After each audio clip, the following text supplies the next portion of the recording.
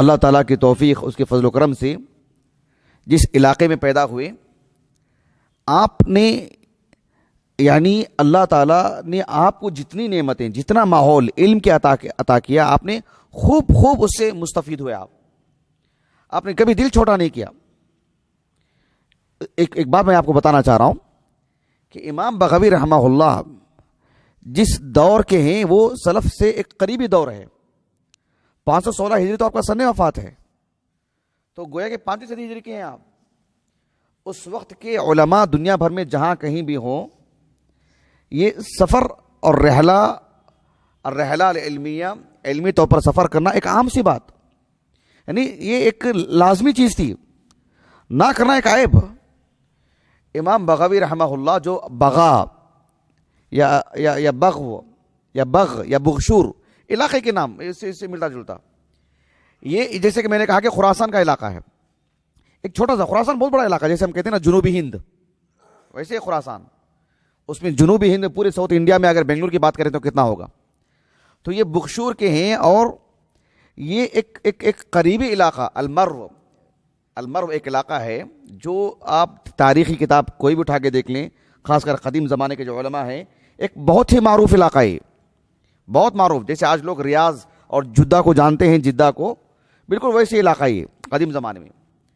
تو وہاں گئے علم حاصل کرنے کے لیے تقریباً 27 سال کی عمر میں، سمجھ لیجئے کہ 457-58 ہجری کے آس پاس وہاں گئے. قاضی حسین ابن محمد المروزی رحمہ اللہ 462 ہجری سے وفات ہے ان کا. ان سے آپ نے خوب پڑھا، کم مدت میں خوب پڑھا. ایک طالب علم کو اچھے استاذ مل جائیں تو کم مدت میں بھی وہ بہت مہارت حاصل کر سکتے ہیں. یہ آپ کے اخص تلامذہ میں سے ہیں. مجھے جس بات کی طرف توجہ آپ کو دلانی ہے ان کے اس واقعے سے، وہ بڑی اہم ہے. امام بغوی رحمہ اللہ، جیسے میں نے کہا کہ وہ دور ہے، اس دور میں طلباء کو، علماء کو آپ سفر کرتے ہوئے نہیں دیکھیں گے علم کے لیے. کہیں دعوت و تبلیغ کے لیے جا رہے ہیں، کہیں درس دینے کے لیے جا رہے ہیں، یا ایک طالب علم اپنے گھر سے کسی مدرسے سے اس کا الحاق ہو گیا، پورے 8 سال وہیں پڑھے گا، وہ کہیں اور جائے گا نہیں. وہ یہ اس دور کا مزاج ہے. اس دور میں جو عام بات تھی علم کے لیے سفر کرنا، امام بغوی کی زندگی میں وہ نہیں ہے رحمہ اللہ. اس کی بھی کئی وجوہات. آپ خراسان کا جو میں نے علاقہ بتایا نا، آپ اسی خراسان کے علاقے میں اپنی پوری زندگی نکالی، اس سے باہر بھی نہیں گئے. آپ جتنا آپ جا سکتے تھے وہ خراسان ہی کا علاقہ، آگے کیوں نہیں گئے اس کی کوئی خاص بات، جیسے کہ آپ کی زندگی میں نے کہا کہ تفصیلات نہیں ہیں اس کی، لیکن مجھے یہ بات سمجھ میں آتی ہے کہ آپ کا جیب خالی تھا. اس بارے میں، اس بات میں آپ کا جیب ہمیشہ خالی تھا، جس کی وجہ سے آپ کہیں زیادہ جا نہیں پایا. آپ امام بغوی رحمہ اللہ، حتیٰ کہ میں آپ کو بتاؤں، جیسے کہ میں نے کہا نا خراسان سے باہر کبھی آپ کا جانا کہیں ثابت نہیں ہے تاریخ میں. حتیٰ کہ علامہ سبکی نے کہا رحمہ اللہ کہ آپ بغداد بھی نہیں گئے. آپ بغداد بھی نہیں جا پائے. علامہ سبکی رحمہ اللہ نے طبقات الشافعیہ میں اس وجہ سے اس بات کو لکھا کہ اگر آپ بغداد گئے ہوتے تو آپ کا علم کا اتنا چرچا ہوا ہوتا کہ آپ بہت مشہور اور آپ کے مستفیدین بہت ہوتے، لیکن آپ بغداد تک بھی نہیں گئے. عراق جائے کہ آپ حرمین جاتے. امام ابو عبداللہ الذہبی رحمہ اللہ نے سیر اعلام النبلاء میں جب ان کا ترجمہ حیات لکھا تو کہا کہ ما علمت انہ حج، ایسا لکھا. سمجھ رہے ہیں کہ آپ نے حج نہیں کیا. ہمیں تاریخ میں بات نہیں معلوم ہے. اب بغداد تک بھی نہیں گئے، جائے کہ آپ اور آگے حرمین، جو کچھ مطلب خراسان. بلکہ 10ویں صدی ہجری کے ایک معروف عالم دین، سیرت نگار، جنہوں نے اہل علم کے ترجمہ حیات کو لکھا، طبقات المفسرین کے مصنف شہاب الدین محمد ابن احمد الداودی رحمہ اللہ 945 ہجری سے وفات ہے ان کا.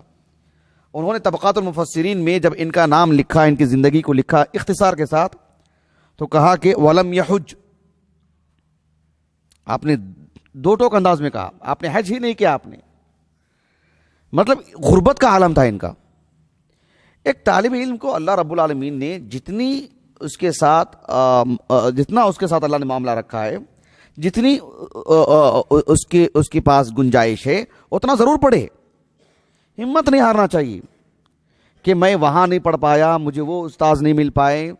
جیسے آج ہم لوگ سوشل میڈیا میں دیکھتے ہیں کہ اتنی سہولیات کا دور ہے جہاں ایک آدمی سبھی علماء کا, عرب علماء کا, ہمارے ہندوستان کے, ہمارے پڑوس ملک کے سب علماء کا اختیار کے ساتھ سن سکتا ہے, سب سے سوال کر سکتا ہے, علم حاصل کر سکتا ہے, سوال جواب ہو سکتے ہیں, پوچھ سکتا ہے.